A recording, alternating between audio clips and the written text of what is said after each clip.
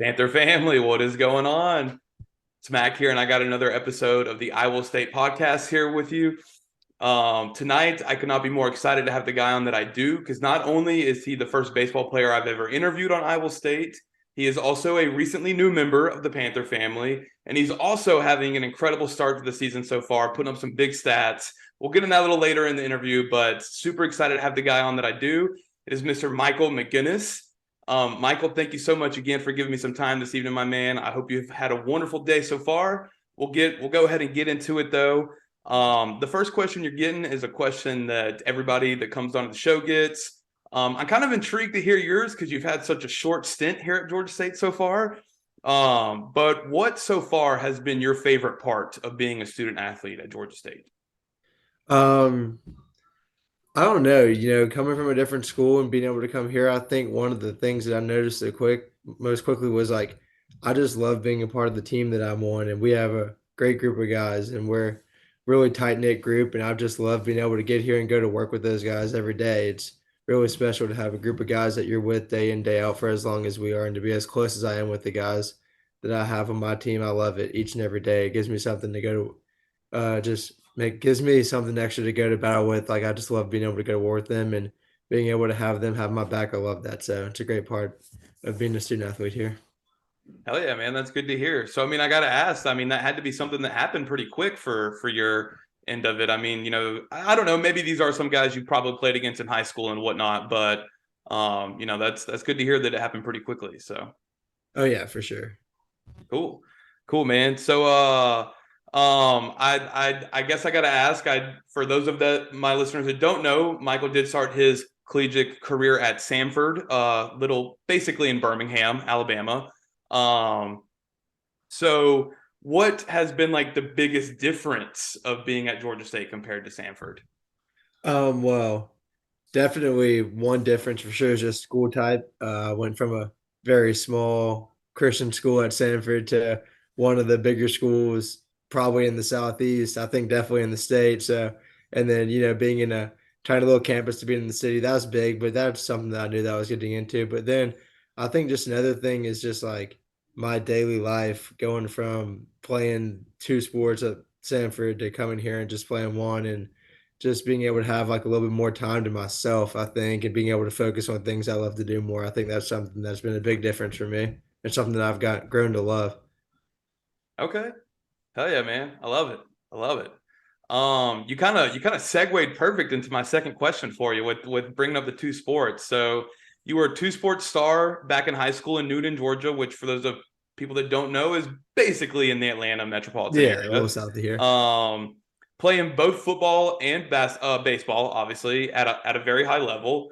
Um, did you ever end up putting more emphasis during your high school playing days? Did you ever end up putting a little more emphasis on one over the other, or was it just something where you loved both sports, you were obviously talented in both, or was it kind of like you felt like you were starting to have to make a decision in one of them? Yeah, so oddly enough, with where I am right now, I put more emphasis on football in high school. Um, I've always loved each of them the same because I always tell people if I didn't love them the same, then I just would have picked one and played the one I love more. But I think playing two sports and playing particularly baseball and then football and quarterback, just like they translate very well. So it was always great for me. But I would say that at the end of my sophomore year of high school and then the summer going into my junior year, that was probably my busiest recruiting time. And I had to choose between pursuing football recruiting and baseball recruiting. And my football recruiting process had taken off more at the time. So I just kind of went with it. And that summer I kind of devoted myself more to football than baseball. So I think from a football recruitment standpoint, I got recruited more, but I just kept playing baseball. I played some summer baseball. Georgia State offered me to play that summer as well to play baseball, but I definitely think that I devoted more time to football, which is funny to say considering now I just play baseball. So it's pretty cool. No, man, that's how life works out sometimes. You know what I Yeah, mean? So, absolutely. so that's great to hear. I have had a couple buddies in the past that were in similar situations, not at the same level as you, but they kind of had to Yeah, decide which one they wanted, and I think that's a tough decision to make at that young of an age. Because I mean, it's kind right. of like what do I want to do for the rest of my life? So I'm glad you. It seems like you made the right decisions. I know you're in good hands with Coach Stromdahl. We'll get in that a little later. Yeah. Um, so those of you who may not know, Michael was actually a three-star recruit as a quarterback coming out of high school. As I mentioned, you did go to Stanford to play, but have obviously come back to the Atlanta area to play baseball. So I got to know what was really the process of that decision and the deciding factor, kind of what went behind you deciding, you know what, let's put on the baseball cleats instead, and let's go back to Atlanta. Yeah, so I mean, obviously there are tons of factors that went into the decision that I made, but kind of the simple form of it is like after a year, I kind of got to the point where it just kind of hit me that like the two sport thing for 4 years just it probably wasn't realistic for me to attain the goals that I wanted to in each because like in high school, you can balance it, but in college, with football, your time to earn your spot is during the spring. And in baseball, your time to earn your spot is during the fall. And I was there for neither. I was playing football in the fall, baseball in the spring. And I was on football scholarship. So, like, that was my first priority. And just after like kind of going through the offseason and stuff, I kind of realized that, like, just the way the quarterback room was stacking up and being situated. There were some upperclassmen with eligibility ahead of me that were a little higher in the depth chart than me, and playing baseball was hurting my chances of competing highly in football and vice versa. And I just kind of decided that it was time that I needed to make a change. And then when I got into the transfer portal, I was open to both sports, all options, best opportunity that was presented. And as I alluded to earlier, Georgia State offered me to play just baseball out of high school.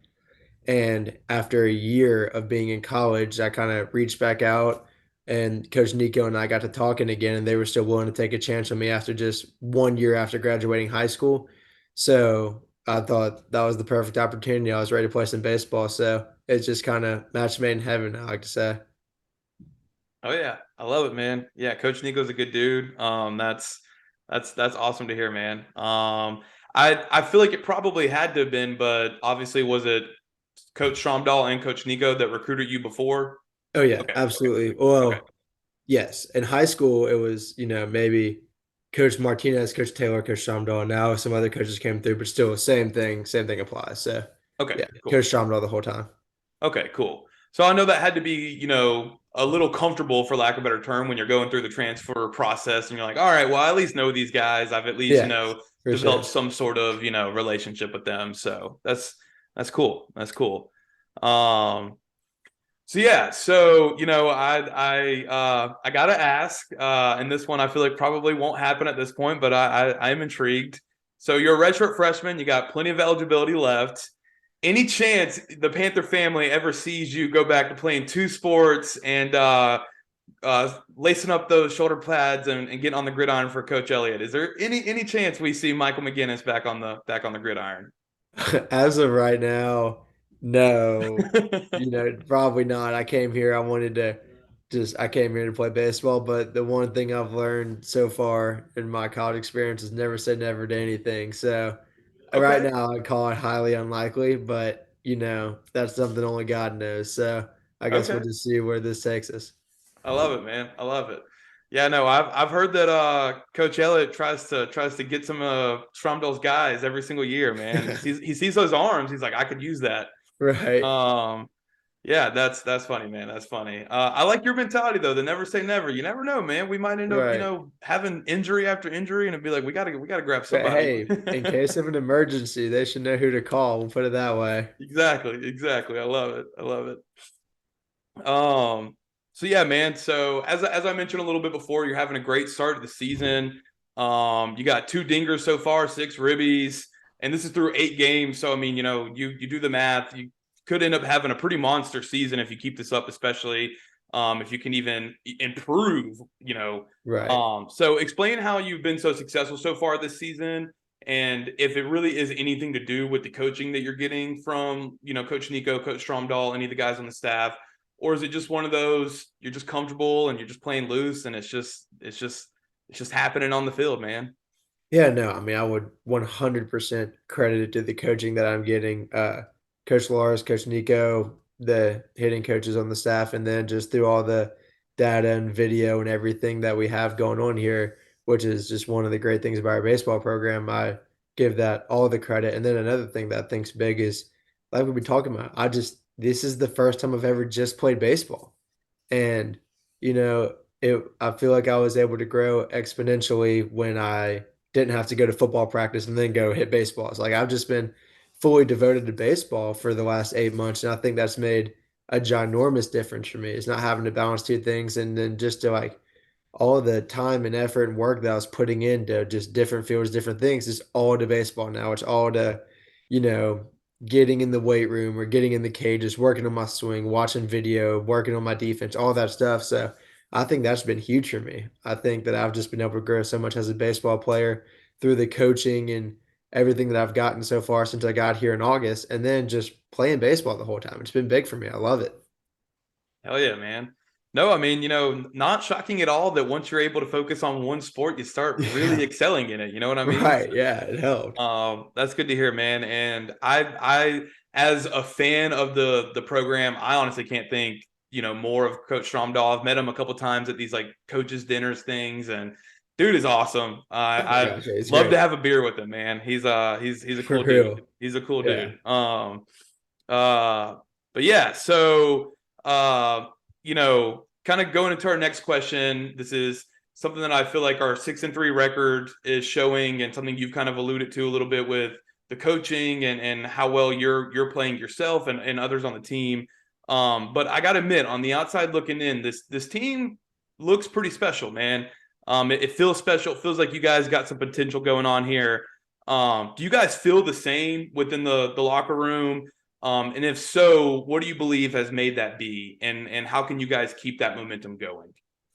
Yes. I mean, I promise that we feel it. But I think, first of all, we have great older upperclassmen leadership on our team. We got some guys who have been there, done it, seen it all. We have Ryan Watson, Cam Jones, Luke Boynton, Duncan Lutz, Max Ryerson, just tons of guys that have been around who've played some big time baseball and that since day one, like we've had goals that we're trying to chase. Like there's been a very long time since the Georgia State baseball team was in the regional. And then to give our coaching staff the credit, it's like we got here and on the first day, they're like, this team's good enough to go to a regional. We haven't even been on a baseball field yet, but we know that this team's good enough to go do those things. And then, so there's been belief since day one. And then now it's been great to get into the year and just, I mean, we got a good team and we got a chance to do some special things, but there's a long road to go and there's a lot of things we have to do to take care of those things. But we definitely believe it. We definitely feel it. And it's fun to show up to the park every single day knowing that we got a team that's very special and is capable of doing a lot of good things. Oh yeah. Oh yeah, man. No, I'm telling you, anybody who plays close enough attention to not only Georgia State but college baseball in general knows this team is special. It's got some firepower. It's got some great pitching. And the kind of second part of my question, I do want to ask. I know you weren't on the team last year, but for anybody that paid attention, it was kind of the same vibe this time last year as well, where we were high in the RPI rankings. We were getting close to almost even being ranked. We were destroying Tech. I was at that Right. game. We were raking that game. And for whatever reason, things like this happen in sports, but it does feel like the momentum got kind of lost at the end of the season and, sputtered out a little bit, right? Not by no means, calling the team out, but what are you guys doing to make sure that that is not something that happens again this season? Well, I think one thing for sure, and this is something that we addressed since the beginning, because is that, I mean, watching us play last year, we lived and died by the long ball. Whenever we were hitting home runs, we won. And like, I mean, Max Ryerson setting the program record, Griff hit over 15, Luke hit 12. Like when we were hitting home runs, we were winning. But then it seemed like we had like a 10, 2, 3 week long stretch where like just the home run went away. And all of a sudden we couldn't put up a bunch of runs anymore. We weren't winning. And I mean, I know this year that we're a way more well rounded offense. And that, yes, we can still hit them out. And that's part of playing at the bus slot is that it's a good field to get the ball up in the air and let it ride. But we've also got some guys who we can get on the bases. We can go steal, we can manufacture runs, bunt, we can hit and run, do anything, just get guys over, get runs in. I think that's something that's gonna be big for us is when we go to a big park where it's a graveyard and our normal home runs are getting caught 10 feet in front of the fence. All of a sudden, instead of just being out of luck, we got some things that we can do to push a couple extra runs across, give our pitching a chance, help win some games late in games where we're not just hitting home runs. So that's gonna be big for us. Hell yeah, man. I love it. I love it. I felt I knew you guys would be prepared this year, and it sounds like you guys got the eye on the prize this year, and I love it, man. I love it. Right. Um, cool. So you kind of gave a little bit of segue the bus lot. Everybody who knows Georgia State baseball, bus lot boys. Oh yeah. So I feel like you guys are close to deserving a new nickname for this team. And I scoured the internet, man. I could not find anywhere where anybody has said this before. Maybe somebody has used this, so I don't know if I'm the first. But I don't. I got to run it by you. How do you feel about bus lot bombers?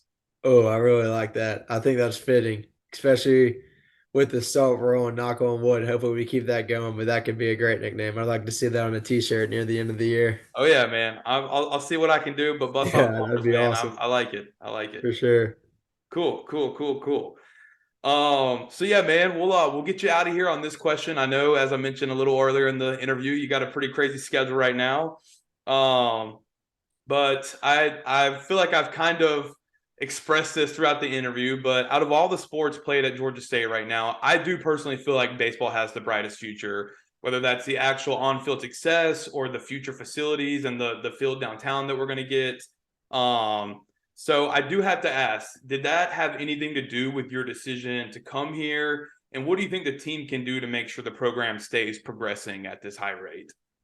Yeah, so Georgia State baseball was something that I followed for a while because, like I said, in my high school playing days, they'd offer me, so I kept up with them. I was interested in them, and then made my decision to go to Sanford, but was just still, I knew some guys on the team, was still invested, and being able to watch the progress they've made over the last 3 or 4 years, it's definitely been something that's been worthy of keeping an eye on because we're definitely headed in the right direction. And then I think we've done a great job of getting the right players, not necessarily just like the highest ranked or the what everybody thinks are these can't miss guys, but getting the guys that fit what we want to do here at Georgia State. I think we've done an awesome job of that. Our coaches have recruited great guys, and then we have the right people on the staff developing them. So I think that kind of with that method, and then as some of the younger guys like myself and we get older and we know what the standard is and what our goals are, and we become these senior leaders, I think that's just a really good recipe for us to be able to sustain the success for a long time, and that's what we're looking to do.